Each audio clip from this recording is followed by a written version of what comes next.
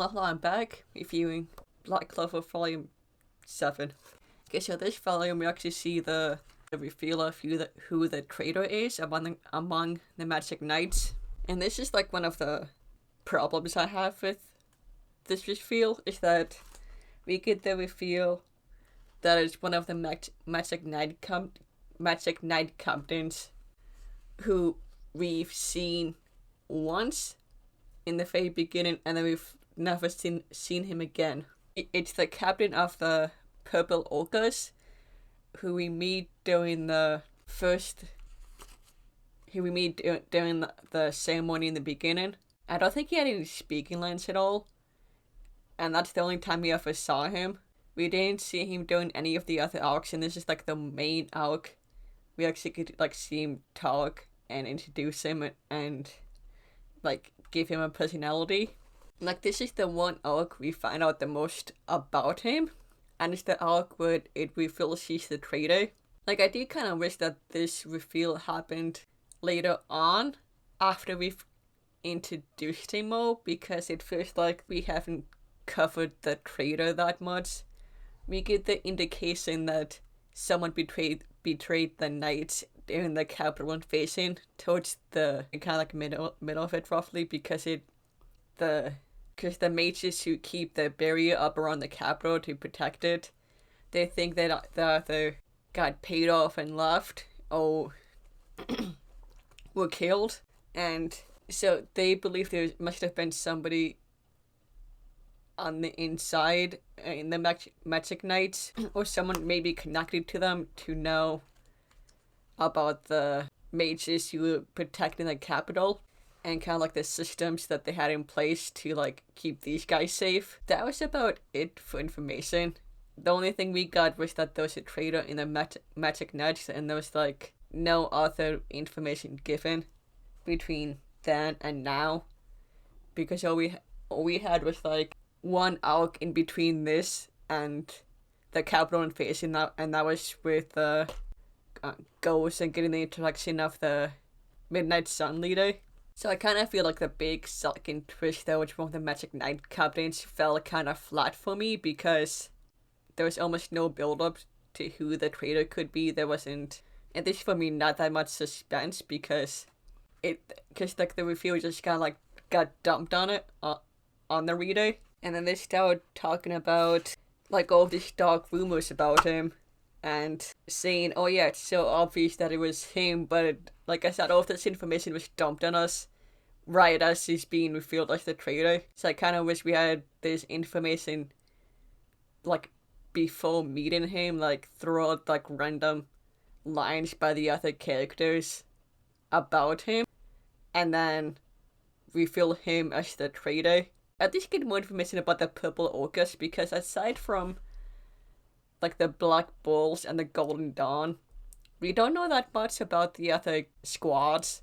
And so I kind of wish that there was more, like I said, offhand comments about the Purple Orcas and the captain, like, I don't know, like newspapers that the characters read about him, or at least have more people talking about the rumors that are apparently going around about him. And this is also the other introduction of who is the only other captain we hadn't been introduced yet to, like, properly. And Real is actually the youngest knight captain. He's only, I think it was 4 years older than Asta.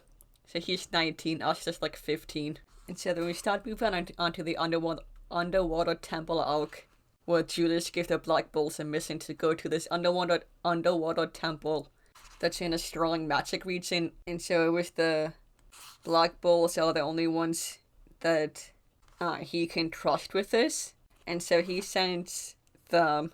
And so basically all of the members go to this, and they all start getting their time to shine a little bit in this arc. And we don't see too much at this point, but we do start seeing characters like Vanessa fight, and this is the arc where Noel starts to get more power-ups, because he does learn an upgraded version of the Sea Dragon's lair it's just called Sea Dragon's Cradle.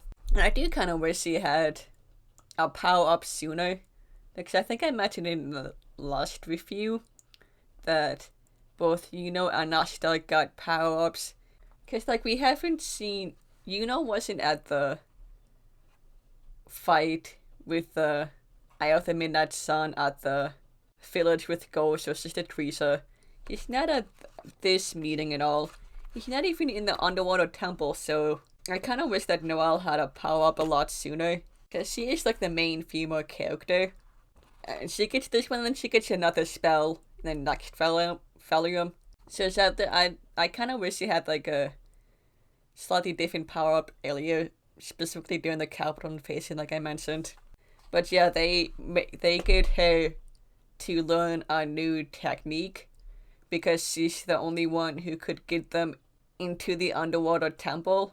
Specifically on it was set a full moon when the magic surrounding the temple kind of like dies down a little bit. She's the only Black Bull who has water magic. And so Yami tasks her with creating like a new spell or like upgrading her one defense spell in order to shield them and move them into the temple.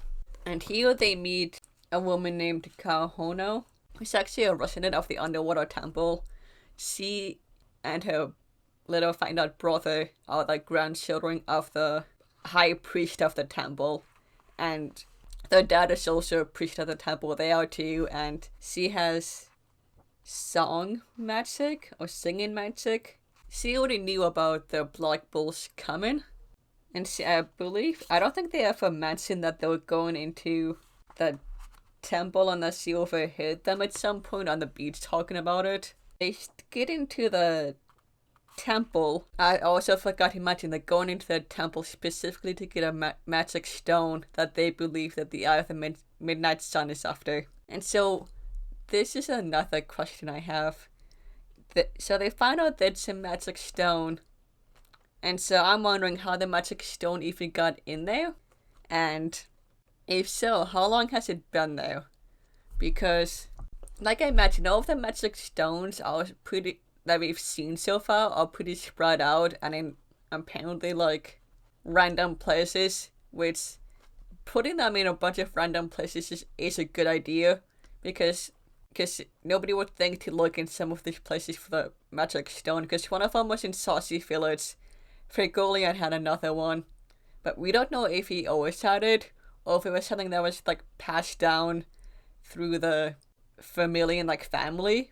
All we know is that he somehow got his hands on it, and another one in an apparently a pretty dangerous region of the ocean. And so, like, I like the idea of them being like so spread out and in such random places that it's hard for the Midnight Sun to try and find them. Because when we get to the underwater temple, they say that the people are saying it's been a couple of years since the last group of people from the surface came down there. And so it seems like I think people must know that there's a temple down there, or at least heard rumors about it, because it doesn't seem like that many people from the temple go up on the surface. And we find out they're only allowed on the coastline of the Clover Kingdom for some reason. And that it seems to take a lot of effort for people to go down there. And so hiding a valuable magical stone in a place where it seems like not a lot of people are able to get to is a good idea. I'm also kind of wondering why they're only allowed to go on the coastline of the Clover Kingdom and why not further in. And apparently, like, the High Priest has the authority to break that rule for the people who win the competition he made up. Because they get there, they talking about I think he mentioned that he has the authority to overrule the rule of them being only going on the coastline. I don't know, it just seems kind of, this whole person, like, confuses me slightly. They always start fighting. The High Priest keeps Yami back because he knows that Yami's too strong to win the fight, and that it would be pretty easy for him to just curb stomp everyone there. And so I think later on he says that but he creates this game for them that if they win, they can get the stone, but if they lose, then I think they have to like leave. We get a couple of fights. Like I said, we see like Vanessa kind of fight. She easily traps the guy she was fighting. At one point, I think Magna and Locke team up to fight. We also meet Kahono's brother, and he does dance magic. And so Yami in him and the high priest are in like this one room, and he's just having like a blast watching this. He keeps asking the high priest to make various creatures to fight everyone. Actually, towards the end, we actually get the Eye of the Midnight Sun, Blast in the Rain, where Magna and Locke are actually fighting Kahono's father, who is the son of the high priest. But before they can properly fight him, the Eye of the Midnight Sun comes in, and it's the veto. He uses beast magic, and the volume ends with them crashing in. And so I think at least this volume, like with a few of the previous ones, just kind of like left me with a few questions. But overall, I think it was pretty decent. Like I said, like my main complaint is really kind of like the lack of foreshadowing for who the traitor could be, and it just kind of seemed like the characters were making a bigger deal of him being the traitor when me as a reader knows nothing about this guy. And I was just kind of wondering who separated all of the stones, because I still thought they haven't given too much about the magical stones aside from the fact they're gonna be doing something with it. Like, they haven't explained too much about what they do, because they did have the one from Saucy Village that I think Nero took. I don't think that's been brought back up again, or has that been referenced again, because I don't think we find out whatever really happened to it. I remember Nero going into a building, taking it, and was like, and then went back out to see Asta and Noelle, and was like hitting Asta in the head with it. And I don't think they ever brought it back up again. And then we get Frigorly and Stone, which they've never mentioned if they knew that it did anything other than it had some sort of magical power to it. I'm also curious as to if the Eye of the Midnight Sun knew about the stone in the temple, because they got there like right after, well, basically right after the Black Bulls came, because the Black Bulls have been there for like maybe an hour. Then they came crashing into the side of the building. Did they know beforehand the Black Bulls were gonna be there? If they did they follow them there in order to get to the temple? Because I don't think any of the other squads knew that the Black Bulls were gonna be there, because there was supposed to be a secret mission only given to them by Julius. It was right after they had the meeting, and I almost did forget to mention that I completely forgot about this, and it's a big deal, but as they're kind of like leaving the meeting, but before they get the job, the one guy, Rhea, the guy who does the copy magic, he just walks off, and he was using transformation magic to transform into someone, but we don't know who it is yet. I can't believe I forgot to mention that, but oh yeah, if they left the meeting and nobody knew that the Black Bulls were gonna be given this job, and so, but if the Eye of the Midnight Sun already knew if the stone was in the temple, why didn't they go before this? Because it would have been a lot easier for them to go before the Black Bulls, because the Black Bulls have already proved themselves to be pretty tough opponents. Like, they nearly like killed Licht the first time. They already fought off Sally and her experiments. Ghost summoned a giant mirror and that blocked and sent back the Licht's attack. Asta having no magic allowed him to get up close and nearly, like I said, kill him. He almost died like twice. And so it's like if they knew that the Black Bulls were gonna be there, why didn't they try and go in before them during the full moon? Because the Black Bulls were on the beach for about a week with Noel trying to learn the magic. So if they were already on the beach waiting for the full moon, or they came and they knew the Black Bulls were there, why didn't they like leave before they did? I think it was the Black Bulls left at night. And so why didn't they just leave before them? If they knew they were there, why didn't they go like a month beforehand, unless they just found out that the stone was there the same time that the Black Bulls did? Well, even then, it seems like I said, not a lot of information gets passed out, so I'm assuming they probably got a bunch of spies everywhere, and they must have either overheard Julius talking about this, or found out he was investigating this, got the information, and used that to get the stone, or if they heard rumors of there just being a stone down there, and went to go and try and grab it, thinking that was the stone that they needed. Okay, yeah, Julius is saying they knew the location of one of them, and so they must have found out beforehand, and then Julius learned about it. They learned about it from interrogating the Eye of the Midnight Sun members.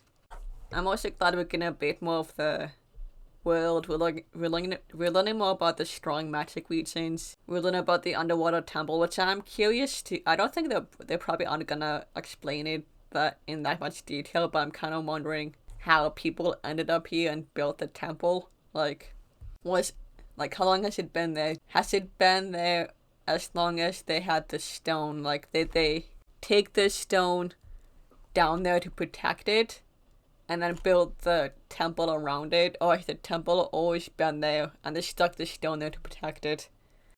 And I do like the idea of the underwater temple. Like, I think it's a pretty cool idea. And I like we're getting more magic introduced than just like the element system. Like, we got song magic, we got the game magic, dancing magic. We're getting a whole bunch of different types. So that's kind of like keeping everything interesting. It keeps all of the fights pretty unique because everyone has a different magic. We're not getting a bunch of characters who are using the same exact magic that we do get some of them, but they're being paired off with people who are using different types, which I like.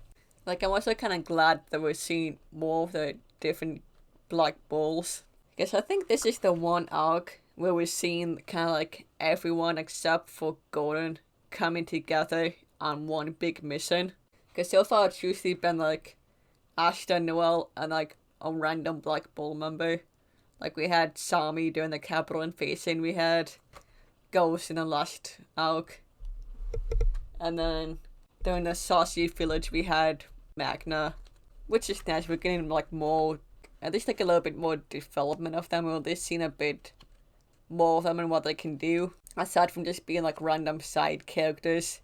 Because like Asta and Noel are taking really center stage. Like I said, I kind of wish we saw more of Yuno. Like, they made such a big deal of him in the first couple of chapters of him getting a full leaf clover. During the Capital Invasion, he talks about how the other Golden Dawn members looked down on him. When we saw him during the beginning chapters, then we skipped over Saucy Village, and then we had the Temple arc. We got a bit with Locke, and then Yuno was in that. And then he came in about halfway through, roughly. And then we had him with the Capital Invasion. That's about it. So at this point, he's treated less like a main character and more just like a guy who just shows up sometimes.